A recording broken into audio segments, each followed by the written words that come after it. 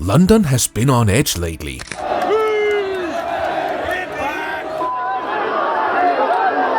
Nine districts on alert, thousands of officers deployed, and no single event to point to. Just a city living inside expectation, where tension arrives before trouble does. We need to stop. No justice, no peace, no fascists on our street. Across the city, readiness has shifted from an emergency switch to a standing condition. Since early autumn, more than 100 protest-related incidents have flared across Greater London. The heightened posture follows a measurable increase in protest activity across London over recent months. Police data shows more than 160 protest-related incidents recorded since early autumn, spanning environmental actions, migration-related demonstrations, and counter-protests. Most were resolved without major injury or damage, but several caused temporary road closures, transport delays, and required large-scale police deployments. Senior officers have described the cumulative effect as operationally significant, even when individual events remain limited. Every country is allowed to fly their flag. Every country. So are we. So if this is good enough for our king, outside Buckingham Palace is good enough for my ass. Against this backdrop, online calls to shut the capital began circulating across multiple platforms. In response, the Metropolitan Police have redeployed approximately 6,000 officers in central London, drawing from public order units, territorial policing, and specialist teams. 9 central districts have been placed on heightened alert, with additional patrols assigned to major transport interchanges, government buildings, and commercial areas. Several key roads and stations have been designated high-risk locations, triggering contingency traffic plans and coordination with Transport for London. Authorities stress that there's no intelligence pointing to a specific planned attack or mass demonstration. The posture is described as preventative rather than reactive. However, the scale of the response reflects concern that even small, loosely organized actions could cause disproportionate disruption in a city already operating under sustained pressure. The phrase, "shut the capital," has emerged across social media and messaging platforms over the past weeks, reflecting a trend that authorities are monitoring closely. Posts are largely anonymous and lack any formal structure, manifesto, or leadership, yet they carry influence because they tap into ongoing unrest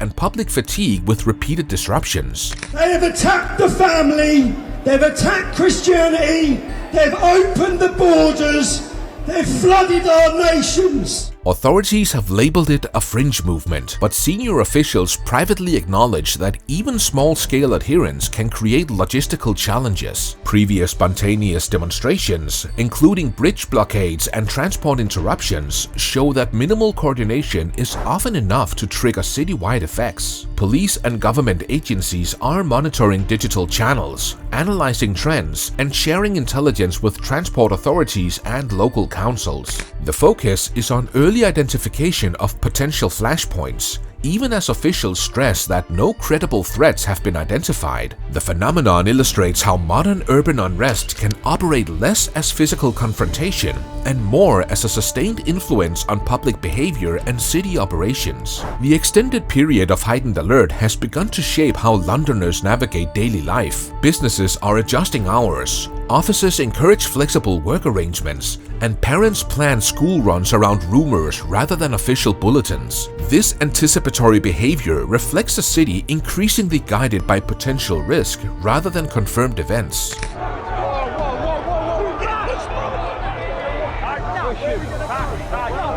Commuters reroute, shoppers scan surroundings, and residents avoid areas flagged as high risk, demonstrating that psychological pressure can reshape behavior without physical disruption. Trust in institutions is subtly affected. People no longer gauge stability solely by the presence of authority, but by the perceived duration and consistency of that authority. The effect is cumulative. The city functions, transport runs, businesses operate, but beneath the surface, a collective tension grows. Citizens are in a state of constant alertness, scanning for signs of escalation. London's rhythm continues, but it is increasingly punctuated by a low-level apprehension that shapes choices and interactions across the urban environment. In response to the mounting anticipation, The Metropolitan Police and city authorities have adopted a strategy focused on visibility and preemption. Roads in central districts are restricted earlier than usual, patrols appear at unscheduled locations, and major transport hubs are staffed with additional officers to monitor for potential disturbances. Officials consistently describe these measures as precautionary. Command structures are actively cycling resources, ensuring that units are rotated and that coverage remains continuous across high-risk areas. Transport authorities coordinate with police to adjust schedules and manage crowd flow in anticipation of potential blockades or delays.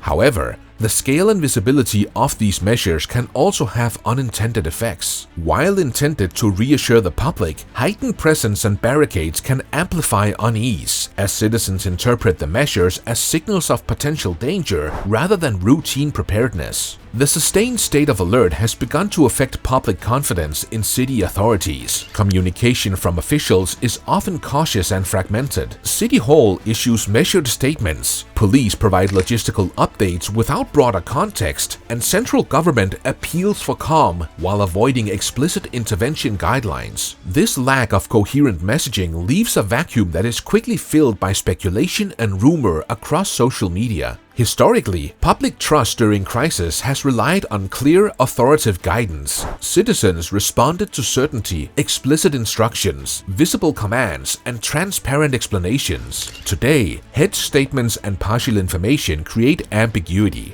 making stability feel provisional. Residents question not only immediate safety, but also the capacity of authorities to maintain control over time. This erosion of trust is subtle but consequential. In the absence of firm communication, the plausibility of threats rises, and social influence shifts toward informal sources. The balance of perceived authority is tested. Official presence exists, but credibility is distributed unevenly, allowing the "shut the capital" rhetoric and similar narratives to gain traction even without physical action.